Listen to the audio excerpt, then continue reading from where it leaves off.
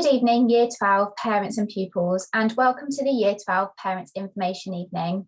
I am Miss Pringle, Acting Head of Year 12, and I just want to begin by thanking you for taking the time to listen to this presentation. We will be covering a few aspects to reflect on the last few months and to look forward to the journey that pupils are currently undertaking in order to ensure them success at the end of post-16. Year 12 on a whole are a really lovely year group. They are still adjusting to life as post-16 students and learning how to manage their time effectively. After PC2, Mrs. Thomas and I asked all subject teachers to highlight any students who deserved praise in each subject. It was really nice to share this with the year group and encourage them to continue working to the best of their ability. This PowerPoint can be found on its learning. We are still working with individual students to improve attendance. All students should be in school from 8:50 until lunchtime. If they do not have lessons after lunch, then they are able to go home and do their studying there. Students have two main study spaces that they can use throughout the day, which are S block and J block. They are also able to use the library should they wish to. We are currently working with the year group to encourage them to choose the best area for them, rather than working in an area that could cause a distraction. They are able to use their mobile phones for study reasons, but they should not be on social media during these times. Pupils remain on their post-16 educational journey, and we will support them to ensure they reach the destination that is right for them. Part of that journey is our PPE exams, which will take place in June. More information will be provided to both you and pupils after Easter. We are continuing to focus on how pupils are engaging with independent learning. We recognise that in post-16, the requirements for independent work is greater than before. We have planned interventions which some of the pupils have already been a part of. We want to continue to nurture pupils with their independent learning, especially as they didn't have the experience of external examinations last year. Both pastoral and subject staff will provide pupils with templates to support their independent work, particularly how to revise as we move towards the PPEs, and mentors will help them closely over the next half term and support them with understanding what successful independent learning is. We emphasise the importance of independent learning, particularly at post-16, as the skills they develop will be vital for future destinations of universities or apprenticeships. The self-motivation of knowing how and when to work independently is something that pupils will utilise long after they leave school. Over the next couple of slides, there are some examples of work people can do independently. With this particular task, students will reflect on what they didn't understand in the lesson and then think about how they can learn this again. This could be going to ask teachers for support, reading back through their notes, or asking one of their classmates for support. Once they've done this, they will think about some questions that somebody else can ask them in order to test their understanding. We also have Link It, Rank It and Sketch It. With Link It, pupils will write a topic in the centre and then fill the box around it with links from other areas of the course that they might have studied. With Rank It, they will think about all of the information they have learned and rank it from what they believe is the most important down to the least important.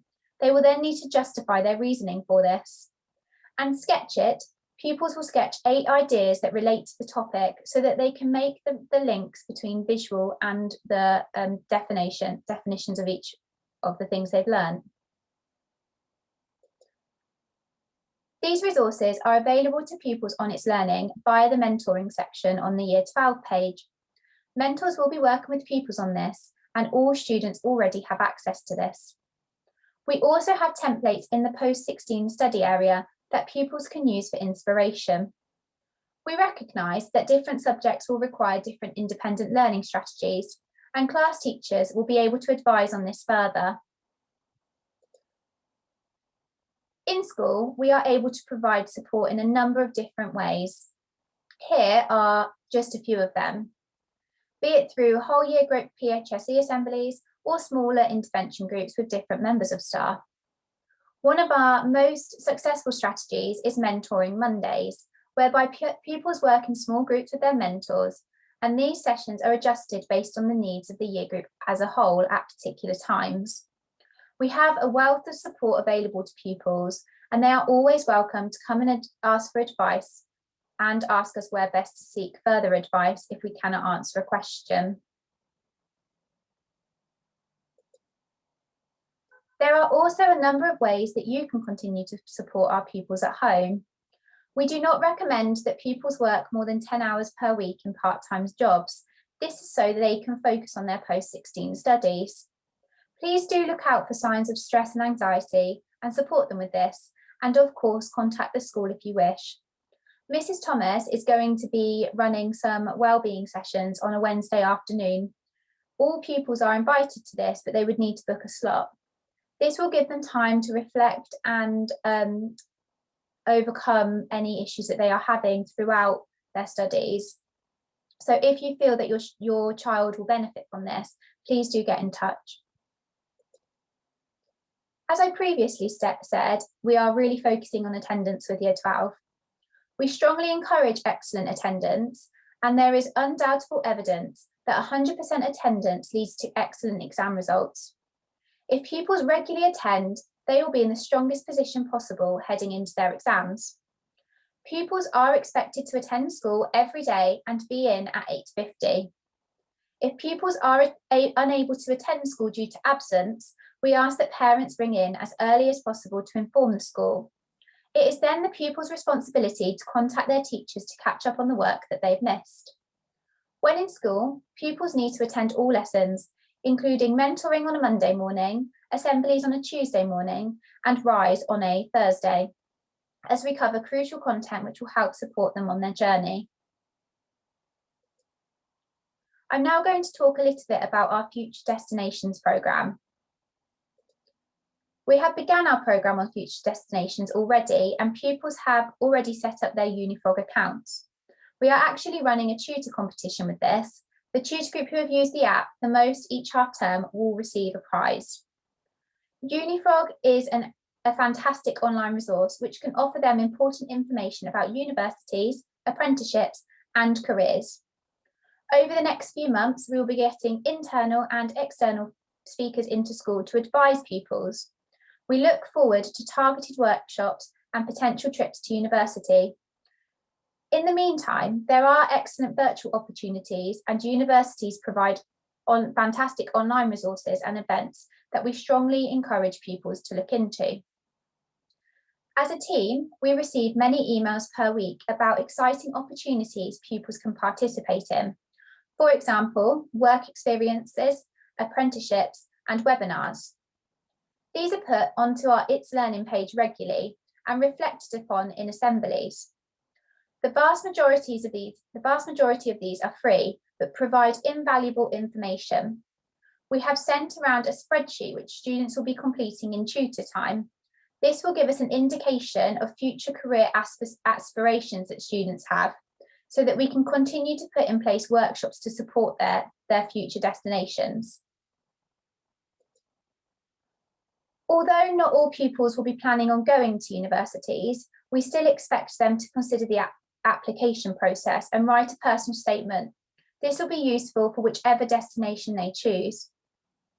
There are many reasons why we begin the UCAS application process early.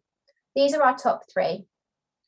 To provide students with step-to-step guidance, because universities begin to offer places on courses as soon as it opens in the summer.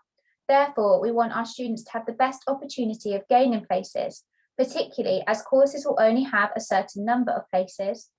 And finally, to meet our internal deadline of UCAS applications, which will be at the beginning of December. There is a 2-week turnaround once students have paid and sent, which allows for the references to be completed and checked. Therefore, students must keep this in mind and not leave their application to the last minute. We've also been doing lots of work on apprenticeships. We have spoken to students recently about the MKDOMS National Apprenticeship Show, which is on the 16th and 17th of March. We will be asking all students to attend this, whether or not they know for sure that they want to go to university, just to ensure that they have kept all of their options open. You will receive a letter shortly, which will outline that students are able to leave school with parent consent on that day. Students need to choose a morning or afternoon where they'll be missing the least amount of lessons. They do not need the whole school day to attend this fair. Here are some really useful links and support that students should have a look at over the next few months. These are to all of the things that we feel are essential to ensuring that students are able to have the most information possible about where they want to go in the future. As you can see here, we have links to UCAS, Unifrog and apprenticeships to ensure that students can look for the route that is best for them.